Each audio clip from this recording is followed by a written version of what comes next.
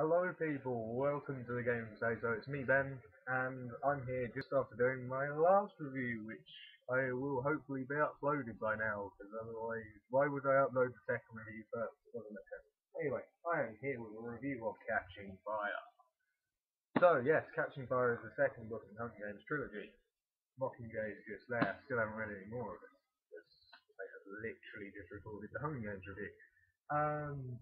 So yes, Catching Fire takes place um, about 3 months, I think it is, after the end of the Hunger Games. So, here is the story so far. Katniss and Peter have gone into the 74th annual Hunger Games. Uh, they both won. There's only one victor to the Hunger Games, and they both won because Katniss outsmarted the game makers and made the Capitol look like fools.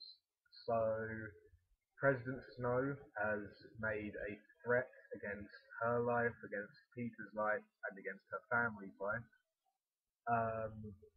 And says as if she doesn't correct the damage that has been done, he will carry out these threats. So yes, it begins just before their victory parade.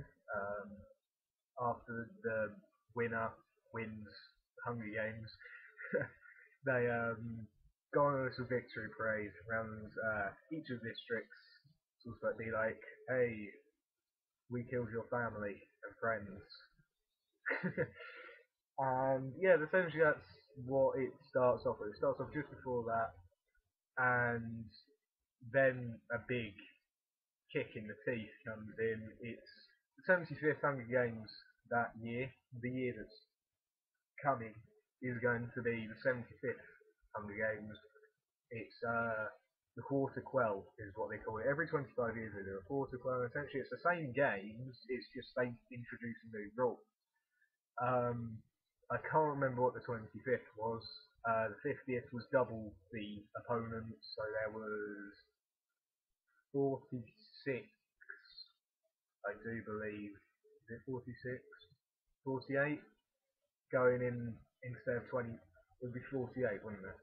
There'd be 20, yeah. 48 instead of 24 going into the arena. And that's when Hamish won. So, yes, Catching Fire. It was, from what I've read of Mockingjay so far, Catching Fire's the best, to be perfectly honest. It has an incredibly slow start though. Don't go into it thinking it's gonna be continuing the momentum of the Hunger Games had when it finished, because even though it finished, it sort of still ended on sort of like it was sort of like a slow, really fast through the games, and they just hit a brick wall at the end. Even though it tied up, well, it didn't tie up the story. It did leave it on a cliffhanger, but it was an acceptable cliffhanger. I think it wasn't a dead cliffhanger like this leaves it with. It was a good cliffhanger. I think it was. I can't actually remember what it was. I think it was a threat from President Snow is what they left it on. So of course you knew there was going to be more books, but it wasn't sort of like, oh my god, I need more Hunger Games. It was like, okay, yeah, there's going to be a new one soon. I can deal with that because this has sort of steadily declined. Now this starts off incredibly slow. I think it's pretty much the third act as it gets going. So you're looking at about 16, 17 chapters in that it gets going out to 27. It is an incredibly slow building book, but it incredibly builds on the characters so much so. It just makes me hate Katniss even more. I just really don't like her at all. She is a complete bitch, and I would rip off her head and feed it to something that eats heads if I met her in real life. I just don't like her. So yeah, when the Quarter Quell comes along, it is incredibly violent. More so than the last games, and the reason why, the rules for this Quarter Quell are that previous victors must go into the arena again.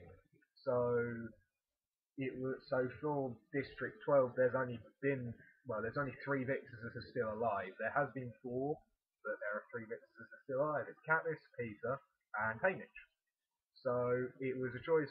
Katniss had to go in because there had to be a female, so Katniss had to go in anyway. It was a choice between Peter and Haymitch. Haymitch's name gets drawn, but Peter volunteers for him. So Katniss and Peter are both back in the arena. And you've got lots of other tributes that you've never heard of before until now going into the arena. So all of them are very trained killers. So in the first, obviously anyone who's read the Hunger Games or even watched the film knows that as soon as the games start is when the most deaths happen around the cornucopia. And I think well over half of the tributes are killed in that. I think it was about 16 tributes are killed instantly, I think, around the cornucopia. And it's a really weird arena. In the first game it was a forest, and in this one it's almost like a beach surrounded by a forest. It's like a clock. Shit, I shouldn't have said that. That was a spoiler. I will leave an alert. Why am I explaining now? There will be an alert. So yes, it's like a beach surrounded by a forest thing, and there is a technique to it, which if you've just avoided the spoiler tag, I hope you have, because if you haven't read Catching Fire, that was a massive spoiler I just let loose there.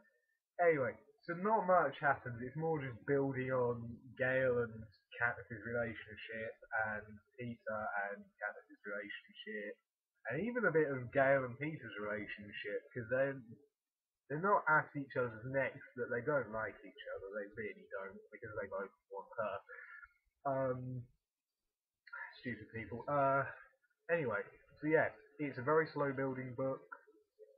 It really only appeals to Hunger Games fans. If you didn't like the first one, you're not going to like this one. In fact, some people who like the first one probably won't even like this one because it's so slow. But yeah, I would advise checking it out. If you like the Hunger Games, check it out. It is, I think, unless Mockingjay really picks this up in the last act, Mockingjay is easily the worst one for me. It's been pretty fucking disappointing. So yeah, I think Catching Fire is the best one, though some may not. I can't really say much without giving spoilers away now. It's really irritating. So it does end on a fucking huge cliffhanger though, which is why I was so excited for Mockingjay. Like, it ends. What was I say? Okay, I'm going to put a spoiler tag up. Hopefully you will see an annotation of a spoiler tag here. Basically, in the last couple of chapters of the book, I